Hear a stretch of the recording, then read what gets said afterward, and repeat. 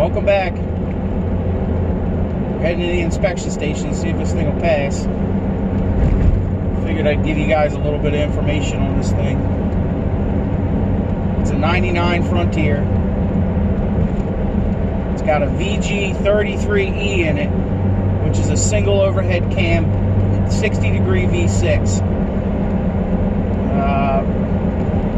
3.3 liter. We got about 180 horsepower and about 200 foot-pounds of torque. There are also 2 valves per cylinder. Single overhead cam, if I didn't say that already. These things were made for the American market from probably about 1996 to 2004. The block ran way back into the 80s in the 300Zs, but in this configuration is about 96 to 04. So when I first got this thing, it had a couple, it had a check engine light on and had quite a few codes, a couple pending codes and a couple hard codes. The 2 major ones that it had were P0340, which is a cam positioning sensor, and then it had P0325, which is a knock sensor, which is common with these engines. The knock sensors go out on them pretty regularly.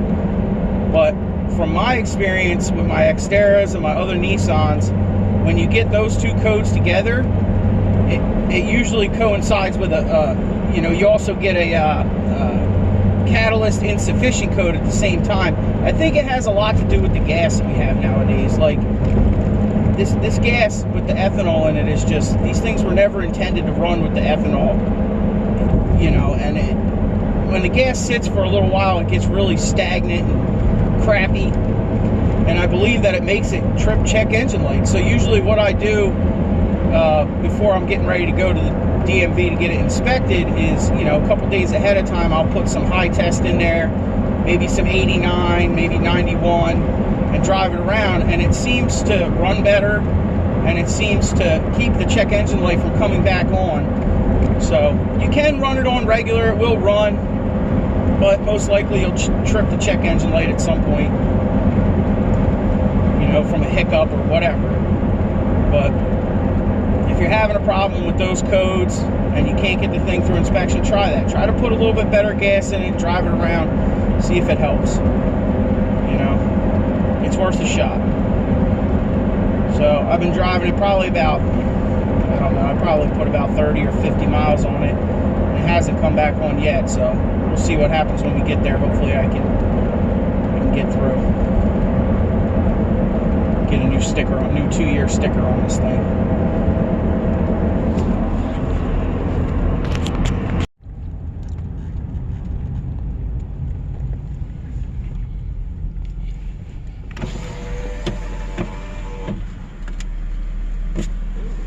Now that I'm thinking about it too, I'm sure the rat's nest in the airbox didn't help any either.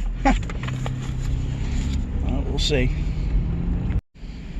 We got it, boys, we got it. Hurry up and get out of here before the check engine light comes back on. We're good to 2021. Woo!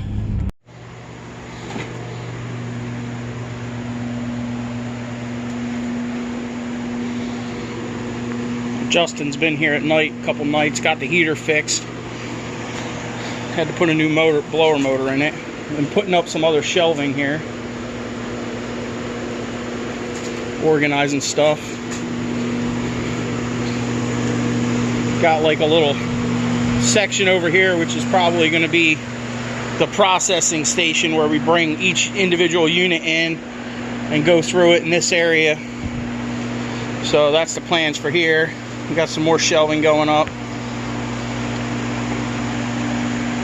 There's still 2 units in the box truck that we haven't even gotten out yet. And there's a couple, there's actually one over in that area. That's a whole unit over there. It still hasn't been going through, but at least we got some heat in here now. So these are out of the comic book unit. Is that where they came from? Or no? Nah, this came from that unit with the other old guy. Yeah, where the Star Wars things came from. Oh, okay, the Star Wars unit. Yeah. You said they're what, 70s? Yeah. I've never even seen those things before. Huh. This box is Pretty cool too. This came out of that guy's unit too, right? With the Star Wars? Yeah.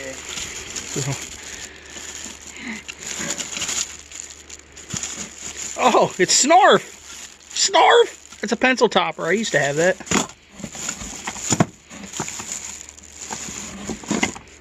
California Raisin. Lufthansa.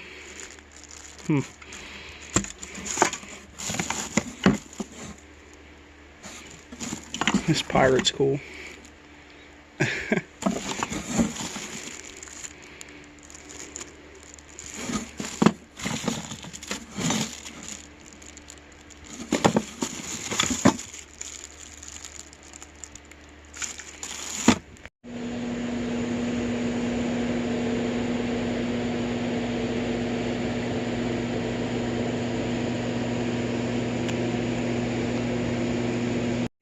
Well, I've been working on these guys a little bit today. Figured I'd go through and show some of them. We got the Power Droid, Bosk, one of the Bespin guards, FX7, the medical droid, Dengar, or however you say it, the Skywalker X-Wing pilot, Rebel Soldier and Hoth. We got Han Solo and Bespin outfit. There's a couple Darth Vaders here. Here's another one. Han Solo, however you say that guy's name. Lando, Bespin fatigue Luke. We got Han and Hoth gear. Princess Leia and Bespin gown. Obi-Wan Kenobi. Squid head with his weapon. Chief Chirpa, I guess that's how you say it. Luke, Jedi Knight with his weapon. General Maiden, whatever. Biker Scout, however you say that dude's name. Death Star Commander. Bib Fortuna, whatever. TIE Fighter Pilot. There's another Lando in skiff disguise. Cloud Car Pilot. 2-1B Medical Droid. Lobot. Tusken Raider. With, I believe, I don't think I have his weapon. No, 2 Hammerheads, R2-D2. There's a couple Boba Fett's. One of them is the one on the bottom's in way better condition than this one. R5-D4, Snaggletooth, the red one. There's also a blue one, apparently. Imperial Stormtrooper, Princess Leia, another Stormtrooper. We got a Jawa. He's cool. A couple Ognaughts. One of them's got his case. C-3PO, solid jointed. There's a couple of them. Greedo. Farm Boy Luke. Chewbacca. We got Walrus Man. This is the Death Star droid. Rebel Commando with his weapon. Imperial Snowtrooper with his weapon. So that's pretty cool. That's all out of that one locker. Finally got them categorized so they can get posted. And a couple cases. There was no generic figures in here. In the Star World case, they were all Star Wars figures. So, well, another job done. Can't forget Yoda. This thing came out of that photography unit. Apparently, it's like $30, and it is a lighter. That's awesome. I guess it takes Zippo gas, huh? Probably. It's like a little flash going off. It's pretty sweet.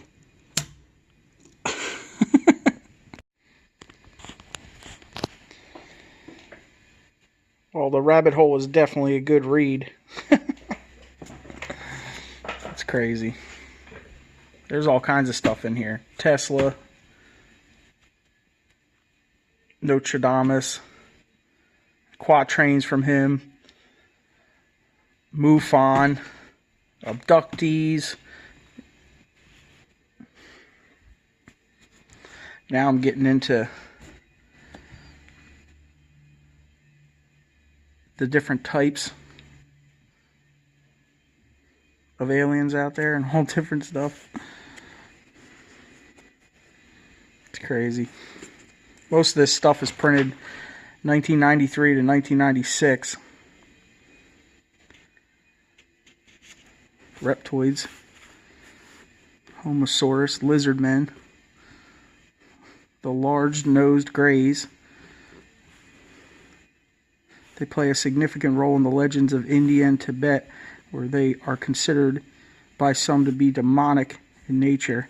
They are described as being around 7 foot tall and of various colors, grotesque, but most often moldy greenish with scaled crocodile skin, allegedly descended from a branch of bipedal, I don't know. It's crazy.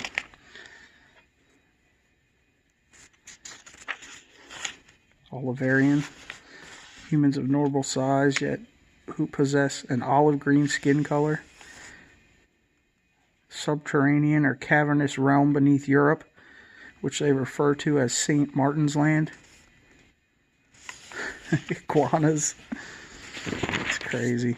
Moon eyes. 7 to 8 foot tall. Pale blue skin.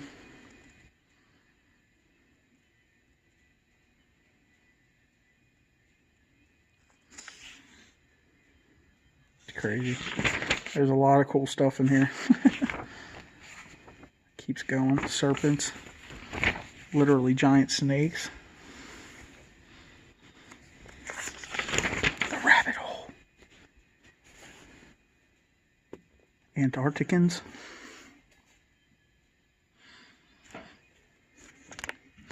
There's a lot of reptilian references. And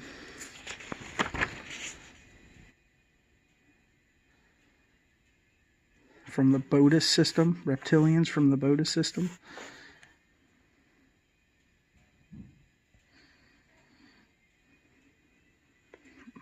A lot of stuff about New Mexico, Nevada, underground caverns.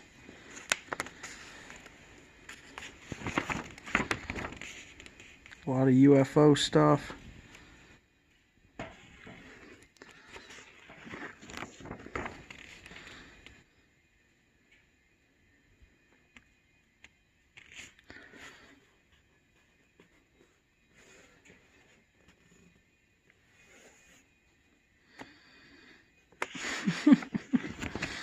Crazy. Alien bases. Brazil, Argentina.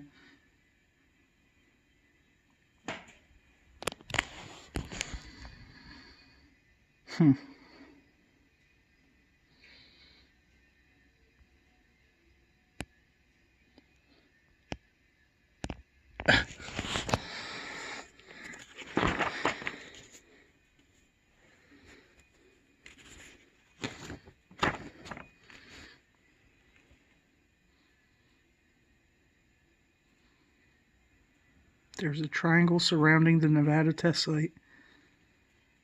There are in fact 2 of them, each one frontiers on the other.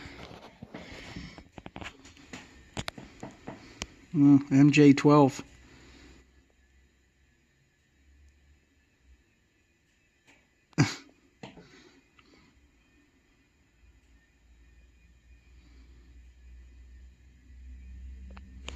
Crazy.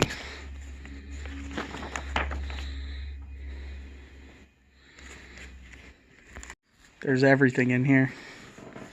Another witness that wasn't questioned by the Warren Commission, a deaf mute named Ed Hoffman, said he too observed 2 men behind the fence and saw at least 1 shot fired.